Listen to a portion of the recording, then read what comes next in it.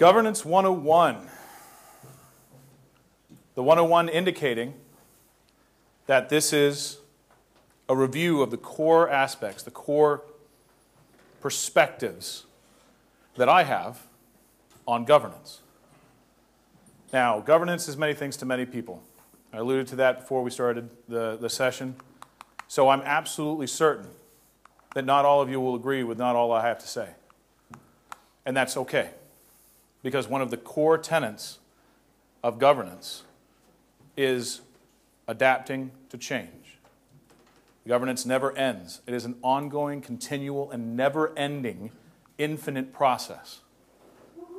Yes. Infinite. And everything that entails. Who am I? My name is Brad Smith. I am a combat-trained consultant. I was in the United States Marine Corps. They taught me how all the creative ways that the Marine Corps prosecutes its mission, and I think everybody here knows what the Marine Corps' mission is. And then they promptly made me a computer programmer, and I've been trying to reconcile those two worlds ever since. It's amazing how compatible being a consultant and being a soldier are. But we can leave that for a debate in another time. I'm an entrepreneur. I have participated in multiple product ventures. Most failed, some succeeded. I participated in multiple services ventures. Most failed, some succeeded. There's a pattern there that is endemic for most entrepreneurs. So is that if you haven't failed, then you haven't learned, at least from my perspective. Where we are on the business journey, I don't actually have the updated slide, Andrew, for the business journey, the updated slide deck for that. But we are right here. We are right there. Notice how there isn't any one arrow coming from this one to any other one. Because from this point forward, once we have governance in place, it applies to everything. Everything. Everything in the system, everything in the process, everything in this organization needs to be governed from this point forward. And so it's a very broad scope of what we're talking about. So what we're going to talk about is what governance is. We're going to talk about why you need it, because not everybody has it, right? Even though it's absolutely essential, and you cannot move forward in any kind of predictive or successful way without it, most people don't have it. Most organizations don't have it. And then we're going to talk about how to get it. And then we're going to open it up for QA. So what is governance? That is governance. Governance is a road, a path that you continually follow towards a destination that you never get to. Or more specifically, for any IT system, it's the end of life for that IT system. The governance plan, strategy for that IT system, that information system, continues until it's dead. But governance for your organization continues, hopefully, right, unless your organization is also dead. Because the governance will then you have to have a strategy of governance for other IT systems. So it is staying on the road, staying in the safe zone, moving forward and not running off a cliff or driving into an embankment or running head-on into somebody else that's approaching. It's the process of control. It is a mechanism, a strategy for control. This is why it's not positive, right? Is control a positive thing? Do people wake up in the morning and say, I really want to be controlled today? No. It's not a positive thing, but it's absolutely necessary. You need to know what's happening. You need to be able to affect how that system operates. You need to know what needs to change. You need to know what needs to change inside the system, and you need to know how to change it. That is the expression of control for an information system. When do you need to change it? How you need to change it in order to stay within your governance strategy, stay on the road, stay within the lines, and you need to know what you're changing. Why? to enable optimal system operation? Staying on the road. Optimal system operation. You want to keep the system running in an optimal fashion, and I'm going to break down exactly what optimal means. On the road, not off a cliff. What is governance not? Governance is not a document, living or otherwise. How many have heard of the living document? It's like, oh, governance is okay, we'll just make sure that our document is alive. It is not a document. It is not a technology. It is not a person or a group of people. But all of these are part of a governance strategy. You cannot buy governance. There is no governance product that you can go and purchase from somebody. There are things that assist in operating, creating, identifying, managing a strategy, but all of them are just pieces of the overarching strategy. Okay, so this is when I start getting into things where there's some back and forth and some dialogue about what it means to be optimal system operation. I can throw up images of roads all day long, right? And say, stay on the road. And it's easy for us in context to stay on a road when you're in a car because it's easy to identify the road. The concern, the problem with IT systems is, what's the road? Where are the lines? How do we know that we're on the road? Not even just completely separate from the mechanisms that you use to stay on the road. So, what is optimal system operation? It's when the marginal costs of the system are exceeded by the value it generates. Can somebody tell me what happens when your value exceeds your cost, that intersection point? Somebody? Huh? You make money. What is that? What is break even? What's that called? ROI. The mythical ROI. That most organizations all talk about in the board of directors meetings about how they need to achieve cost-neutral status. They need to achieve a return on investment. They need to maintain their marginal costs in a positive fashion. So that's the measurement. Your system is governed when its value exceeds its cost. That means you're on the road. The sum result of optimal operation is measurable satisfaction. That's the second half of it. You can sit there in your meetings all day long and talk about how, oh yeah, we need to make sure that our value is greater than our cost. Well, how do you know that? How do you define that? How do you know what your value is? In fact, how do you know what your costs are? Are you incorporating the total cost of operation, just the money that's coming out of the accounts? Are you incorporating the cost of resources, the man-hours involved? Are you incorporating the costs of the loss of knowledge when people transition out of your organization? And that's just cost. Start talking about value. Are you just talking about value? Value is easy to produce in a product, right? How much product are you selling? How much money are you making? Revenue generation, that's a very easy thing to generate into a value calculation. But how do you calculate the value of something that allows you to competitive advantage you didn't have before? Everybody heard my comment on disruptive technology, right? What happens when you disrupt your organization with a new process that they could not accomplish before? Well, if you didn't do it before, how do you know what the value of that is? How do you calculate that? That is a thorny issue. You need to be able to wrap your heads as an organization around that value calculation, understand how that's benefiting your organization in terms of reduction of man-hours, reduction of cost, increased competitiveness with your other organizations, or, with government, increased compliance. Because compliance definitely has a value. It is a cost all the way up until you're not compliant. And then it costs you money, and there is a value in preventing that. Security is the same way, information assurance. How do you calculate the value of something that's only valuable as long as it doesn't happen?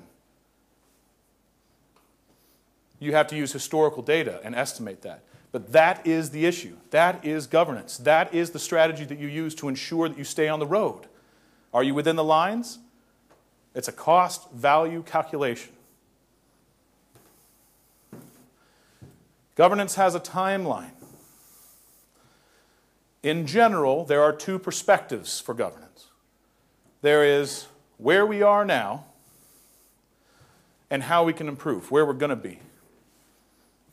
So where we are now is the current status. Those are the definitions. Those are things like, well, again, following the analogy of the road, speed and position, where we are on the road right now, and steering and acceleration, how we can adjust to stay on the road and identify that we're still there.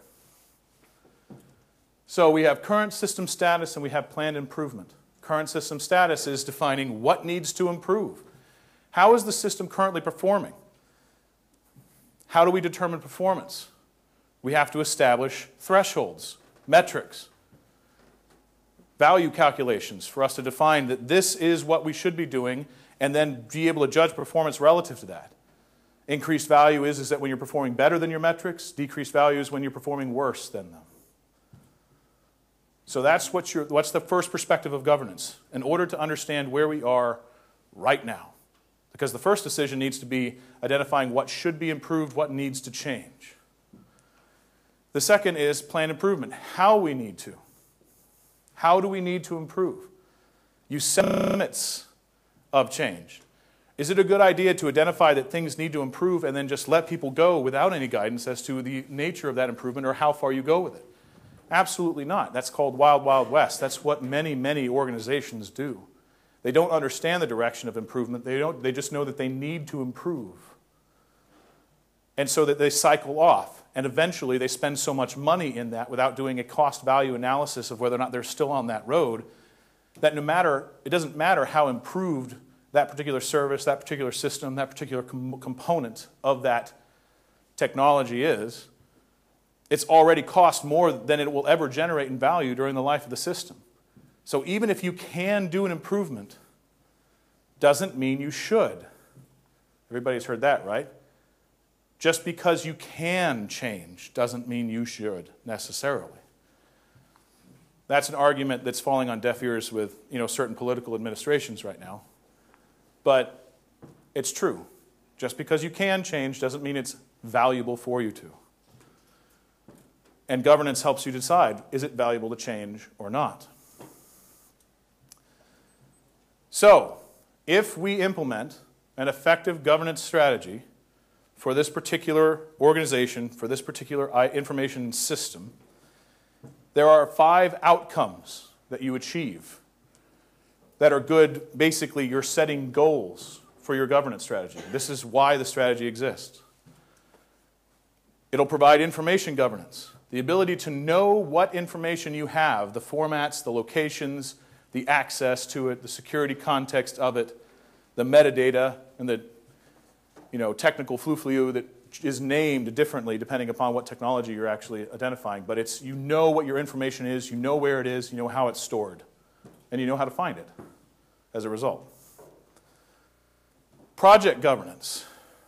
Every organization has projects. You might call them something different. Programs, tasks, whatever. It's a particular action that must be taken, started, executed, and delivered. If you have an appropriate governance strategy, then that governance strategy incorporates that task-oriented delivery. IT assurance. Never has there been a bigger black hole than IT assurance. That incorporates a lot of different things. That's, do only the people that should have access have access? Have we achieved compliance with regulatory measures? Do we have a secure system? Is our information secure? Are our users' information secure? PII. Anybody know what I talk about, PII? Raise your hand if you have a PII problem. No? Personally identifiable information? It's big government right now. The U.S. government, anyway. Personal information for individuals in an organization. How do you identify that information like a social security number for us, or a home address, or a personal cell phone? How do you know that that isn't publicly available to people that shouldn't have access to it?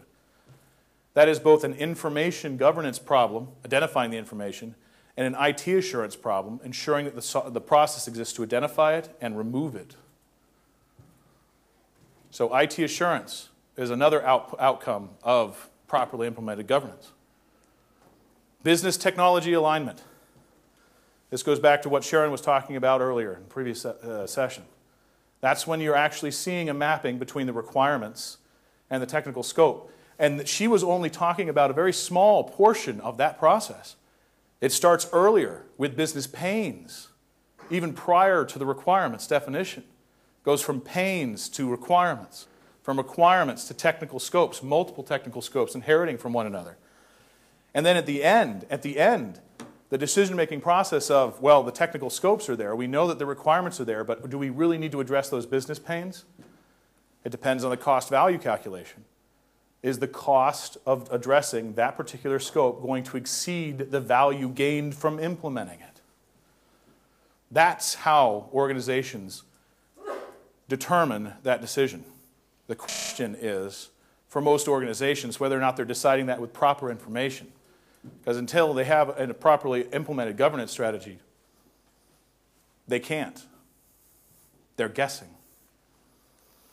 And then continuous improvement. If you implement a governance strategy, not a document, not a software product, but a strategy of governance, then what you gain from it is a method of ensuring continuous improvement. You can identify what needs to change. You can identify how that improvement scope is established. And you can identify the process by which it should change so you stay on the road. And if you have those things, then you have the opportunity to execute the holy grail of continuous improvement and adaptability, which allows you to maintain competitiveness, it allows you to maintain compliance and respond to threats as they arise, respond to changes or opportunities as they arise, and to do so in a way that isn't going to end up driving you off a cliff that you cannot recover from. Achieving these leads to measurable satisfaction. There's that measurable again. Measurable satisfaction. All right, so at this point, if a governance strategy is allowing us to achieve these 5 core principles, how do we measure satisfaction? How do we ensure that we stay on the road to get to that point? I like Dilbert. So does Sharon. I am a particular fan of this one because it's a multifaceted joke. I love quantum, theoretical physicists would find this, amusing. But it's very hard. Just conceptualize for a moment. It's very hard to know simultaneously where something is going and what its current state is, the Heisenberg uncertainty principle, right? It's very hard to do that even in a non-quantum fashion. Because the fact is that you're either focused on getting status or you're focused on determining direction. The minute you shift, something else is changing, right? Everything is always in motion. Whether your governance strategy was published as a document and it is the governance strategy for your organization, things continue to change without asking that document for permission. The minute you freeze a picture like that, it's already out of date. The minute that you determine it, it's already incorrect. And the duration of period before it's updated again is the determination of how far off the track you've come. How do you measure satisfaction? The crux of the matter, right? We want to stay on the road. The first step is to figure out, are we on the road? Where is the road? How wide is the road? Well, it's somewhat tricky. We've talked about that a little bit. But at its core, there are 2 ways to measure satisfaction for a business. There's organizational satisfaction, and that is a satisfaction that the company, the business, the unit achieves when it meets ROI. That is when your shareholders are like, yes, that's great. You are making more money or spending less money than the value that the unit is providing. It's great. An organization is happy. But there's another aspect of measurable satisfaction, another perspective that if you don't encompass it, will end up driving you off the other side of the road. And that's user satisfaction. How does a user measure satisfaction? Does the guy that's working in the office down the hall, does he care whether or not the business itself is making money other than the general, if it's not making money, then he loses his job? I mean, that's obviously important. But what's his definition of measurable progress, measurable governance of the system? Those are defined by service levels, SLAs. Now, everybody here has service levels identified for their IT systems, right? Everybody? Who doesn't? Who doesn't have a clearly defined and documented service level for the different aspects of their information systems? I'm Office 365. Microsoft just gives me that stuff. Obviously, just out of the box. So a user sees their satisfaction when their service levels at a minimum are met or exceeded. So that's when you've generated value for your users. Value for your organization is the most important, because even if your users are happy, if they're out of work, they're not happy. But if you don't identify the user satisfaction, that feeds into a nightmare interconnected web of additional possible outcomes, like losing all of your staff or losing key staff as they're not happy with the service levels they're providing. Just because the company's profitable doesn't mean it's not doing it on the backs of its people. And that is an unsustainable, ungoverned state. So, an example of ROI. I apologize for the ugliness of the chart. I didn't get enough time to incorporate the pretty pictures that I was being drawn for me. But the basic evaluation for ROI is threefold. You have a period where costs are increasing but value is decreasing. Can somebody tell me what period that would be? When the value of the system is going down but the costs are going up? Implementation. Right? When you're implementing the system, are very many people, especially with a disruptive one, are very many people happy with it? Are they using it the way that they should? Absolutely not. In fact, if you map out the successful execution of an adoption plan, you'll find that the value is very similar and maps very closely to the adoption of it. How do you generate value in an information system? When information and users are using it. So you'll find that there is a very close map between those two. So net ROI is achieved when the cost of the system is exceeded by the value being generated by it. Now, let me ask you this. The holy grail for IT systems, a provable, calculable achievement of ROI. Great. What happens then? Is everything golden after that? Do the costs of a system always stay the same? No. What if it goes through an upgrade? What if it goes through a migration? Microsoft hates it when I present this idea. The first question I ever ask to any of my customers that says, hey, we want to come in and talk about a SharePoint 2010 upgrade. My first question is, why do you need SharePoint 2010? Have you achieved ROI on SharePoint 2007? Show me your ROI, cost value analysis, so that you don't end up taking yourself right back down into a negative ROI state. Right? If you look at ROI as a continuum from the day that you start spending on that system to the day that you're currently at, there is a total number of dollars or pounds or chickens, in Rob Foster's case, it's currency he wants to use. There's a total number of units of currency that you have consumed in the implementation and running of that system. And if the value, even if it exceeded it at one point, the system's going to continue life after that. And at any point later, if the costs exceed the value, you can then end up in a negative net ROI. Now, most organizations don't get excited about it because most organizations are not excited about the end of life. But the reality is that the true final ROI of any system is only determined at the end of its life. When you look back and you say, this is how much this system cost us over the total lifespan of it. And this is how much value we generated from it. Most organizations don't have the wherewithal or really look at that as a possible value. They look at ROI as something to be maintained over time, which is good. That's what they should be doing because it constantly changes. But just because you reach a net neutral cost point does not mean that you cannot go negative after that. It requires constant vigilance to ensure that that does not happen. It requires continued governance. Would you ever consider opportunity costs in that calculation? You should. And those opportunity costs can vary widely.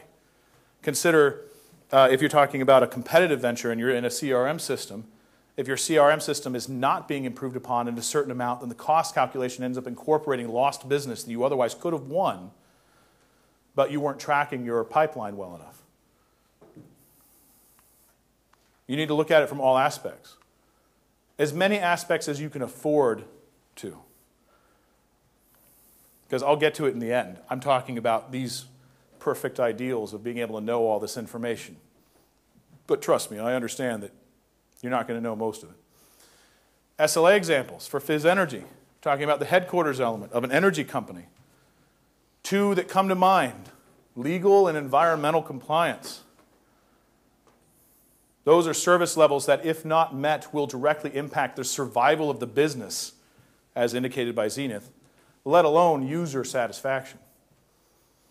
But if those users in the legal department, especially in legal, right? Attorneys are very risk averse, are they not? You know why? Because they're liable for the changes that they advise or sign. So when your entire career is on the line or possible jail time is the result of non-compliance, then suddenly it becomes rather critical to ensure that that service level is met. Environmental compliance. That's a serious problem in this current day and age. And they're very similar in some of their requirements, such as online retention, significant online retention periods. But for environmental compliance, we're talking about 20 years, and they're talking about expanding that, right? Because with an environmental perspective, they want to measure impact over multiple decades. And they're going to hold them accountable whether they have that information tracked or not. So being able to predictively respond to it and prepare for it means that they have to have it. That's a service level that must be maintained. It is part of a governance strategy that may or may not exist. Why do you need governance? Why do you need governance first? Why are we talking about governance in the fourth session? We haven't implemented anything. We've just barely decided to use SharePoint. In Sharon's case, let's say that it's because they had the licenses. We're just decided to implement SharePoint. We haven't gotten any farther down. Do you think it's a good idea for us to determine whether or not we're on the road while we're driving on it? No. This is a process that needs to be done before rubber hits the road, I guess is a good way to say it. Before you start implementation. It has to be solved first. You have to start thinking about it before that happens. It will impact your design and implementation pretty significantly in some cases. Achieving ROI will impact how frequent you improve. Do you think it's a good, it's like we have 48 different things that we can improve in our organization after the implementation of SharePoint. Every single one is going to provide a net return and value over time. Is it a good idea to do them all at the same time? Is that going to generate a net ROI? Or is it going to generate a hole that's going to take you 7 years of value operation to get out of? Most IT systems don't last 3. So how are you going to achieve ROI if you do all of them at the same time? You can't. Maintaining ROI, or marginal cost management, will impact the frequency of how often you can improve the system, how often you can put some new application or new solution in place. It will throttle that. There's only so much capital, there's only so much money that you can possibly spend to maintain ROI and marginal costs. And it will help you determine if the improvement is worth the cost. Again, just because you can improve it doesn't mean it should be improved for your organization. Anything can be improved. Not everything is going to provide a positive value proposition. Service levels. They'll drive the farm configuration. Service levels for Fizz. We're talking about an organization that has small units distributed globally, larger units that are very insular and very high-level research and development shops distributed regionally, and a single office that's responsible for governmental and legal compliance, the likes of which most organizations never see. That's a very complex set of service levels that need to be defined, because if you don't define them, then you don't know whether or not you're compliant. Just to highlight the point, I did some work for the American Petroleum Institute a couple years back. They're a happy bunch of people right now, I can tell you. They estimated that most energy companies, most oil companies, spend as much as 40% of their total overhead on compliance and regulation alone. You think it's important to them to maintain a compliance measure in their governance strategy. That's a ridiculous amount of money. That's more than the US government spends on it. Of course, they're also penetrated a lot more often by hackers than gas and oil companies are. So, the impact of service level definition, they'll impact the taxonomy and ontological definition of content. They're going to impact the visual design of every site, every application, every solution. Is it easier to define those changes up front for service levels, or after you implement what you think is supposed to be done by technologists, CTOs that want to get the technology out, and then to have to come back and change them after the fact? Which one is going to generate more cost, therefore reduce the net value of the system? Governance first. So how do we get governance? You get the first part of governance with your definitions, your matrix. The matrix has two pieces, and they map to that timeline. There are the definitions of metrics and KPIs, policies, information architecture, adoption, all these things that go in to define what things are right now, the status of the system. And then there are plans. The plans define the process of change management as you move forward to ensure that as you improve these things, you define those scopes of change. You do them within your governance strategy so you don't drive off a cliff. The governance team is the second portion. Governance team. Board, council, committee, whatever you want to call it. How many people in their organizations have an effective and authoritative governance board? I see one hand. I see two hands. Anyone else? How many people think they need one? Everybody should be raising their hand, except for the two that already have it. I've got a board, but is it effective? No. Exactly. Most people have boards, not shareholders, not boards of directors, governance boards. Most people have boards. Very few of them effectively are able to manage or authoritatively run their governance strategy. This is what most people end up doing. Governance through luck. Oh, and it's very real. And you can still make money doing it. You can still provide value. Just because you're rolling the dice doesn't mean it doesn't come up with 7 or every once in a while. Or, as I used to say, even a blind squirrel gets a nut some days. So many CEOs are what I would call blind squirrels. They instinctually, they use their instinct, their gut reaction to change, and they respond with implementation of systems and say, well, people are moving in this direction, there's business here, we think we can do it, they do it. The CIOs that are lucky are the ones that keep their jobs. The CIOs that are unlucky are the ones that don't. It's a lot easier for an organization of a couple thousand people to fire a CIO than it is to fire a mid-level manager, believe it or not. C-level executives are a dime a dozen. There's 1,000 frickin' C-level executives out there with proven good luck that they can hire in to try that again. So how do you remove the luck? You do it through effective implementation of governance. The governance matrix provides your alignment, your strategic alignment, staying on the road. Your definitions of business goals, directives, and policies. The structure for your business, your specifications, SLAs, and architecture. Your metrics. Most of these, most organizations already have.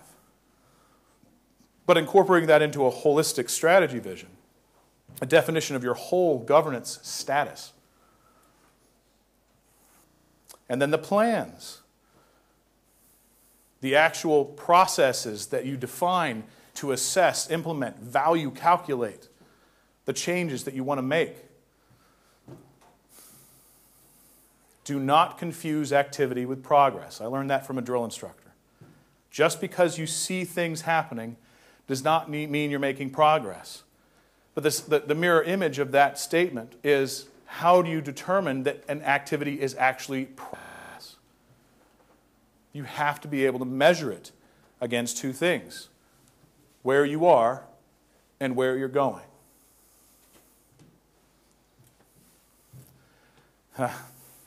Perfect world, right? A governance team, in order to actually maintain and drive a governance strategy for an organization, is simply a leadership team that is cross-siloed and multidisciplinary across all aspects of that information system, with the authority to make the changes and the accountability for doing so. Meaning that they have the authority to decide that strategy's execution, and they have the accountability, they're being held accountable if it doesn't happen. That is a governance team. You cannot have ownership of a strategy like a governance strategy that is that umbrella-wide, that is that totalitarian, without these. The governance team has to have them. There is no dissension. There's no middle ground. You cannot have ownership without both authority and accountability. How many people here at times in their careers have ever been held responsible for something they did not have the authority to change? Are you still at those jobs? That's where the frustration comes from. That's where it becomes impossible to do your job. Right? How are you supposed to do your job if you can identify problems and you're being held accountable for solving them, but you don't actually have the ability to change anything? Or how about people that are given total authority to do anything they want and then not held accountable when it doesn't work? How many people have seen that before? Yeah. How many CIOs, CTOs, C-level executives? I love it. I'm a C-level executive, so I can dump on myself all day. But how many of them make those decisions in a vacuum?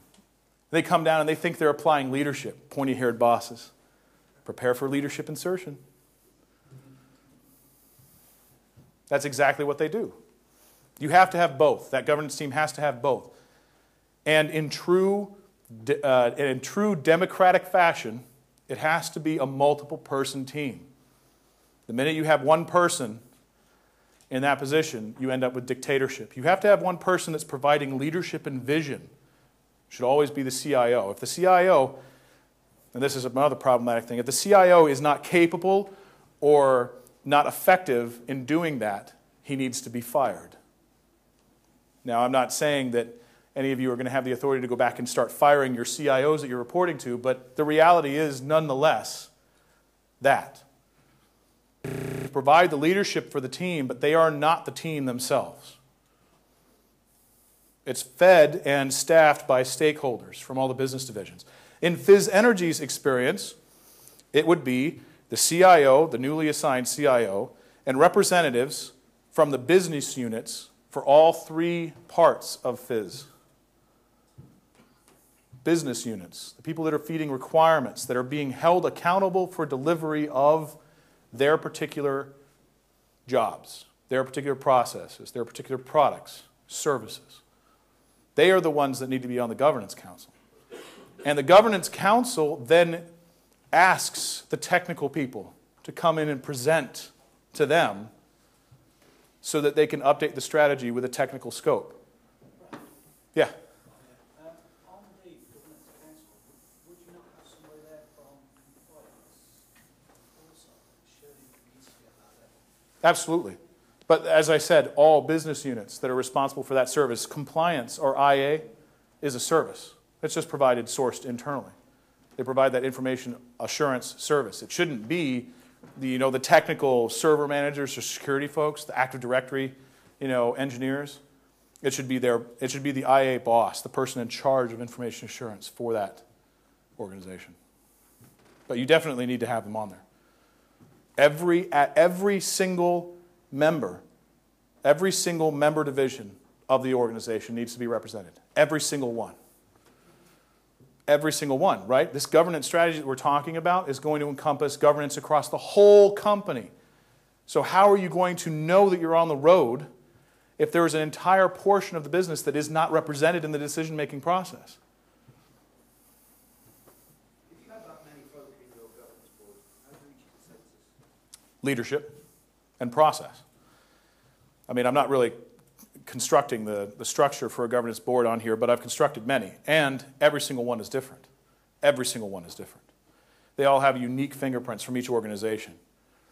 Implementing governance boards in the United States military organizations is a lot of fun because they think it maps to their rank structure, and it never does. So when you have generals taking orders from captains, people start getting irritable. But the simple fact is, and the response to your question, is that it varies widely, and the more people you have to have in that governance council to represent all these different portions, the more significant the process management becomes for reaching consensus in that council. But then again, if your organization is that large, there's no way to avoid it. You have to do it. You have to find a way of reaching consensus. Very large, many business units and operational activity in there, but there is no single leader. So we have to reach consensus by vote, which I find very easy. Right. You need to have a leader. I mean, see, I told you I didn't have anything positive to say. I'm not up here, I'm not going to be able to say, hey, here's the easy button, congratulations, you all have governance. Really easy, right? No, I don't have anything positive to say. You have to have the vision. You have to have that leader who's responsible for managing consensus on the board. He's not responsible for making the decisions. He's responsible for identifying the consensus for the decisions. And that's the CIO. Or what it should be. Yeah. I mean, and that's the reality of it. I don't have anything positive to say. That's just the way it's got to be. There are some things in life that you just can't change, and that is one of them. You just have to do it this way. And the more complex the system, the more critical it becomes to do it that way. Governance is really easy in a 10-person company. It's really easy. In a 10,000-person company, you better have this stuff straight. And it's not easy. In fact, this is the point where I typically tell my customers that they're not going to achieve this. Not 100%. Remember when I said this was an ongoing, iterative, and infinite process? Just like perfection. There's no such thing as perfection. You will never achieve total governance, ever. If you go into the process of defining governance and establishing it with that expectation, then you won't suffer for it. You will never be fully governed. It's what's the name of that guy that the Greek gods punished by always having to push the rock uphill, and he pushes it up and then it rolls right back down and he has to push it up again? Sisyphus. That's exactly what it is. It's depressing. It's depressing to even consider, but it's the reality and the truth of the situation. It will never end. It will always have to have effort. It will always have to have investment as long as you are actively trying to use information systems. Always. And you'll never get to the top. You'll always be close. Sometimes you'll be closer. Sometimes you'll be farther. So this is the heart of the difficult sell when you're trying to set this up at the beginning of the project. And they just want all the shiny baubles and all the good stuff. I have a hard time getting them to Yeah. really do it. When you have the PMO guy sitting there, it's like, well, the price point's too high right now, so we're going to just do the technical implementation. We'll cut QA and tech training and take care of it later. Yeah, so Governance. What do we need governance for? We're already governed. Our CEO's in charge. So how do you, what would you advise as ways to get people to go and really want to do it? That's the difficult thing. Right. For them to want to do it, not feeling forced or obligated. It's another boring thing that they have to do. Right. How to sell governance. Tell them what happens without it. Can the government just say it's going to be options? Well, believe it or not, in the U.S. government, everything's about governance now. Everything. They wouldn't, you try to go in there and present anything about governance a year and a half ago, and they would laugh you right out the door. Well, we're the government. Of course we're governed. Yeah, and then when Congress comes down and slices their budgets by 80%, suddenly they're willing to talk. Or when WikiLeaks gets their hands on half of our classified documentation from 1 month in Afghanistan. That was a governance problem. That should not have happened. It wasn't the fact that WikiLeaks existed. There are always people that are trying to get things out of your organizations, right? There's always competitors, given that you afforded the opportunity. How am I doing, Andrew? Am I running along? There's always somebody that wants your information, that wants what you have. There's always somebody out there that's contentious or opposing your position. Am I doing good? The reality is that if you govern your systems, you prevent them from having the opportunity to take advantage of that.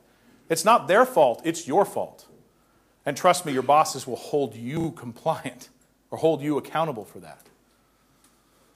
So, Brad, one of the ones I think we talked about before, so how do you sell that governance concept?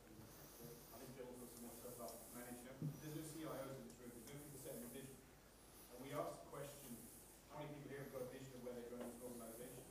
So if you start to challenge the organization, if you want to put SharePoint, great. And then a year down the line, 2 years down the line, when we spend all this money, and then you want to demonstrate that, what am I going to do? What can I take? Where are we trying to go? We can do lots of stuff. Like in my life, like I said, in my requirements, we're really good at what we do. But actually, we're just, the fact is, we've lots of activities, but no progress. So if you start to ask the question about defining, and I should have walked in front, defining your core and your vision, right, so where are you trying to go from a governance perspective? And it needs to steer, something I use that analogy, governance to steer. If I know where I'm going, then I can steer in that direction. You've got to tell me where we're going. Right. Now, Bill will go and manage up. Organizers might not know that, so you can help them in that process, but ultimately we need a vision. The sale of governance too. Now, not many governance, how many people have had a governance presented to them either by a consultant or by some internal organization? Had governance presented to them. How many of those governance presentations include definitions for SLAs and ROI achievement, value cost analysis? So that's the second half. The tongue-in-cheek answers tell them the horror stories of what happens if they don't, but we don't want to do negative reinforcement, right? It's already negative enough. Try to do positive reinforcement. It's like raising a kid, you know? Tell them about how much money they'll save. We drive on the road, we make money, or we cut costs, reduce expenditures. Our total cost of ownership goes down. Our service level achievement goes up. Our profitability increases not because we're necessarily making more revenue in the case of, like a governmental organization, but because our costs are lower. So we can spend that money on other things, such as improvement, in such a way that we can still functionally demonstrate mathematically that we're maintaining our value cost proposition. If you have those numbers, if you're defining those thresholds and those metrics, then you can start at the ROI calculation, go to the board. I'll tell you what, you will get a lot of people interested in what you're talking about if you walk in and tell them that you can save them a couple $1 million a year. And SharePoint is a fantastic platform to add on. Notice I haven't really talked about SharePoint much, have I? Do you think that it's important, that the governance is important only for SharePoint? No. This is cross-platform. This is multidisciplinary. This is heterogeneous. And it covers everything. And when you start tying systems into your SharePoint platform, this is no longer SharePoint. It's now become your information management system. That could include everything from Documentum, Lotus Notes. I can tell you right now, I was in the Marine Corps. I've done plenty of consulting for the Marine Corps. Every single piece of hardware or software for computing that has ever been devised by mankind is still running in the United States Marine Corps somewhere. I can prove it. I'd like to consider myself at least fairly young. And when I enlisted in the Marine Corps, the first thing they taught me is how to print punch cards. That was 40 years before I was born. Not that long. But my point is that you will always have a multi-platform environment. You will always be either migrating to or from things. Multi-platform means the different versions. There's a big difference between the platform of 2001 versus the platform of 2003 versus the platform of 2007 and then 2010 and then whatever comes next. Each one of them might as well be their own IT system. But in the cases of most things, you establish your strategy for the things you can maintain and you start widening it as you have the ability to adapt and incorporating other elements. That iterative improvement that we were talking about, that's not just iterating through your technical systems and improving those. That's iterating through your process and improving it with technology. Disrupting your business. So, what are the conclusions of what I've talked about today? I want you to know two things. If you walk out of this session with only two things, takeaways, going back to your organizations, these are the two things I want you to walk away with. Governance is hard. It is damn hard. In fact, it's probably one of the hardest things you will ever have to do inside information systems. And it is absolutely critical. And it will never end. Just remember Sisyphus. At least we get to sit at a desk while we're pushing that rock uphill. A good way to look at it, a more positive look at it, is that we're on a road, right? Driving off a cliff is not about the destination you get to. You never get there if you're off a cliff. It's about the journey. Staying on that road. Stay focused on the fact that you want to stay on that road. And then all the things that we're going to talk about over the next 3 days will be achievable because you haven't driven off a cliff and died in a fiery inferno. That's what we want to avoid. The second is that governance is measurable. Measurable. Nobody presents it that way, or at least not most people present it that way. Andrew, I'm sure you present it that way, right?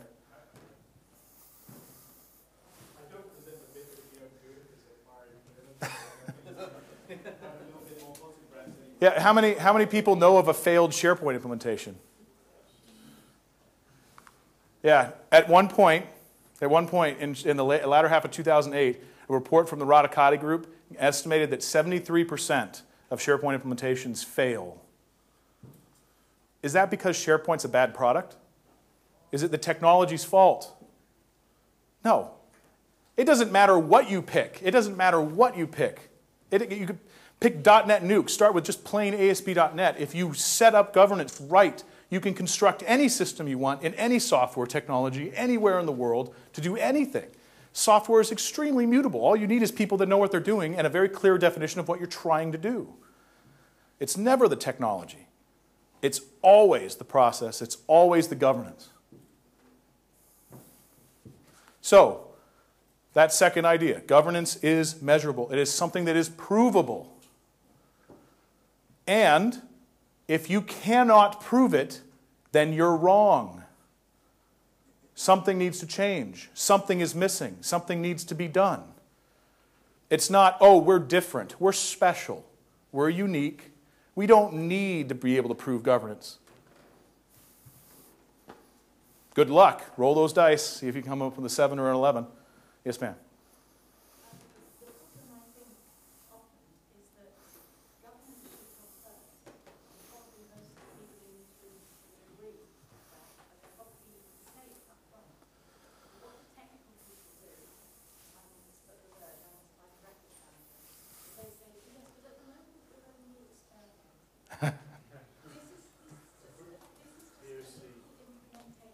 Right. And then by the time you've reached the point where you're saying, look, it's 2 years down the line or whatever, when your prototype proof of concept system is already in production and 30,000 people are using it, yeah. And then they're saying, oh, well, yes, that sounds really good. Yep. I know. Well, that's one of the reasons. Why? Because nobody wants to do it. Nobody wants to be Sisyphus. Nobody wants to do it. Just because you have to doesn't make it palatable to do it, but you still have to. Right. But very often, you're right, Right. What is the technical? Because there's so much emphasis on the technology for what the future could bring. Right, and I'm not, I truly, I'm not trying to be a smartass when I say it. I'm not. And tact is obviously part of who I am. I'm a very peaceful and tactful kind of guy. I never say anything incendiary. But